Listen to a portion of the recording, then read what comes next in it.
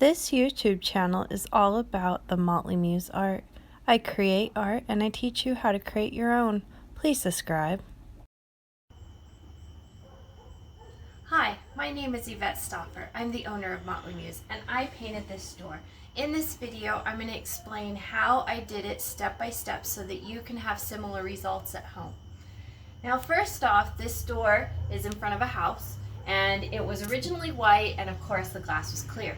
This glass is removable from the door. If you don't have a glass that is removable, it's okay. You can still do this. All you'd have to do is just mask the edges so that way you get a nice crisp look on the edges. So the very first step of what I did was I removed the window, and then I also removed the door handle here, and I used masking tape and I masked the hinges just here just to have that pop of color of the black. And there was a sticker right here that was a home security sticker, so I took some time and scraped it off, and then there's a little gummy residue, got that all off with Gooby Gone, and cleaned up the door, wiped it up really nice, cleaned everything.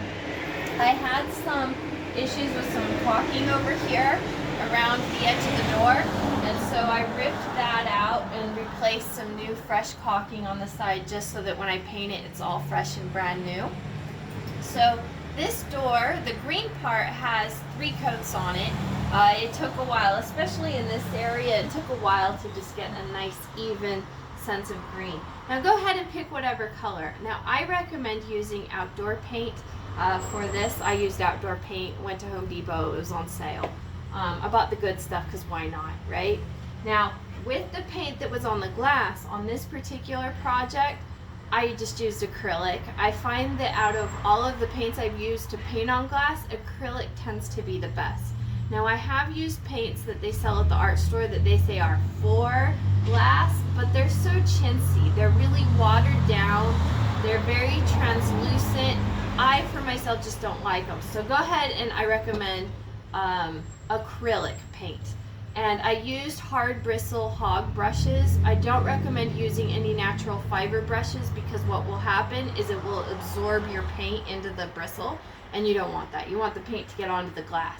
Now when painting the glass, it's very smooth, so you got to be very careful, otherwise you can smudge everywhere. So in order to get the stained glass look, what I did was I took the window off, I took it to my art studio, laid it on the table flat, and then with masking tape, well, electrical tape in this sense, I put the lines, and I kind of just tried on this one. I didn't want a specific design. I just wanted random splotches of color. So I randomly just put the tape in all different little lines and made points and little areas and a lot of little triangles and squares and some curvy edges. And the electrical tape bends nicer than the masking tape. You're able to go around the corners a lot easier. I also taped off the edges because on the inside I wanted to keep the edges there white and clean for the inside of the glass. Okay, so once that was done, I went with the scraper and I scraped all of the tape really well to make sure that it adhered to the glass really nicely on everywhere that there was tape. It took around 10 minutes to really get in there and make sure everything was good. Once that was completed, then I took the paint. I used the color wheel to come up with the colors. Go ahead and use whatever colors you want. I recommend using the triad on the color wheel so you have at least 3 colors going on for your design. It'll be more instead of just using like contrasting colors, what happens is it's just the color science and it's going to look a little wonky and weird. So try to use the color wheel. And then so that's how come I was able to come up with the green, the aqua, and the purple, because I originally knew that I wanted to paint the door green. So I used the color wheel, and that's how these colors were decided. I then took the paint and I added a lot. I had really thick bodied paint. I'm not trying to sell you anything, but I used the Basics paint, the brand. I like their brand, not trying to sell you on it, but it's a good quality thick paint that's relatively inexpensive. If you're going to use cheap paint, you're going to get a cheap looking window. And so you get what you pay for, right?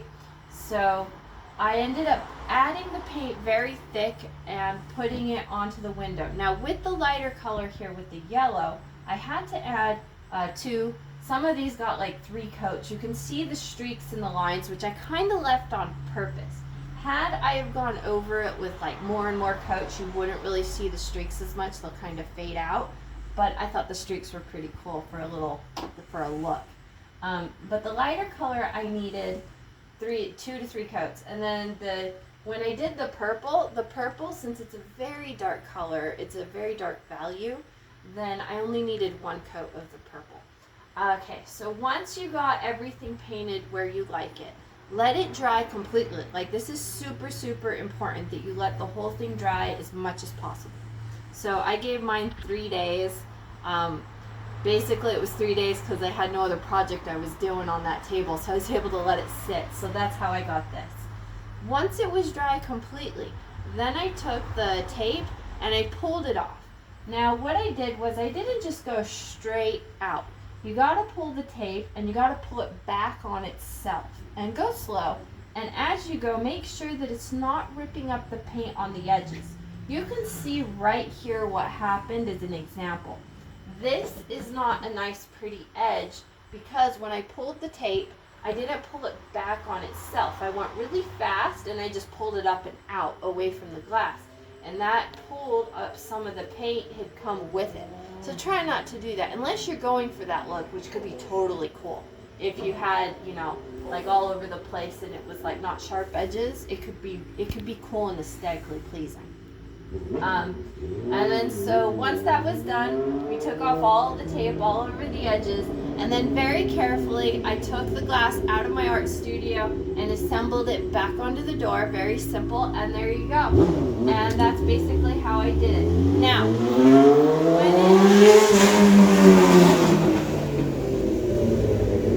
when it comes time to remove the paint and you want to do another design, so for example, Christmas is coming soon, so I think I'm going to leave my door green just because Christmassy colors, I like it, it works.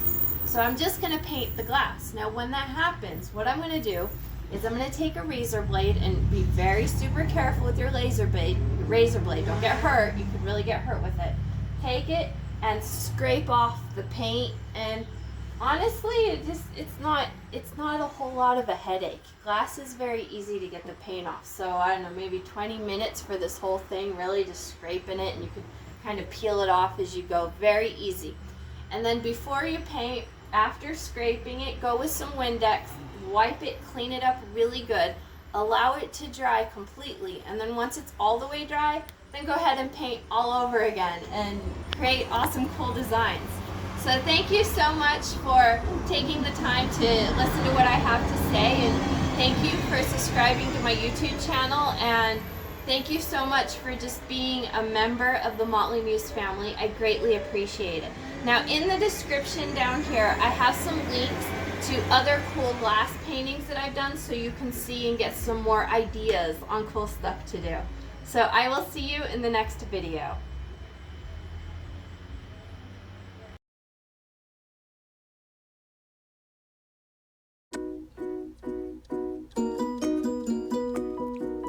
Thanks for watching. Push the purple flower to subscribe and you can watch all kinds of awesome videos.